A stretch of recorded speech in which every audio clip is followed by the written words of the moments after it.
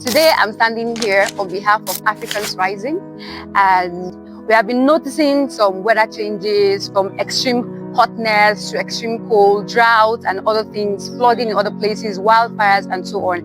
These are a result of our activities and also natural causes, but most of it is because of our activities. Now, this particular program is in solidarity with the ongoing School Summit and Conference in Santa Marta. And this is the first of its kind because it is important. We have left the time of talking to doing. This is the first conference that is taking place to talk about how we can transition from fossil fuel burning to other renewable sources of energy. Now, you'll be asking me, I'm wondering, what is fossil? What is fuel? All right, so fossils are remains of dead plants, animals, other tiny creatures that get buried under the earth. And after the pressure and the heat from the earth, they turn into energy sources that are not renewable. That is how we have our petroleum oil, our gases, and other sources of energy that are not renewable. Now, by the time we begin to drill the earth for those oils, by the time we begin to tap into those energy sources, we tend to burn them, and then they release some harmful gases, greenhouse gases, and these affect our environment.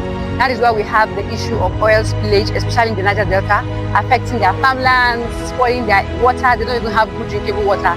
And these are the people we call the frontline people, those who are actually at the place where everything is bad because of the environment.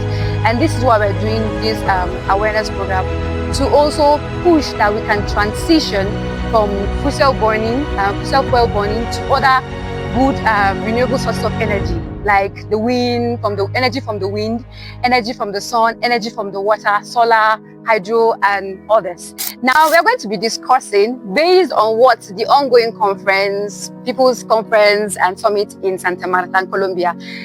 So you can also ask yourself, what role do you have to play in ensuring that our environment is protected and we have climate justice? So, without further ado, how do you think that the decisions that are being made in Santa Marta now is going to affect us, we, in our local communities, and especially those at the front lines? I think we share, for us in Nigeria, we share a lot of similarity with Santa Marta. Okay. I think whatever they are doing is something we can adopt in Nigeria. Okay. And then we should do. By doing that, it shows that those in the front line they actually care about what is happening in their community, and the change can actually, to be weightier compared to when people from elsewhere are talking about what is happening in the community.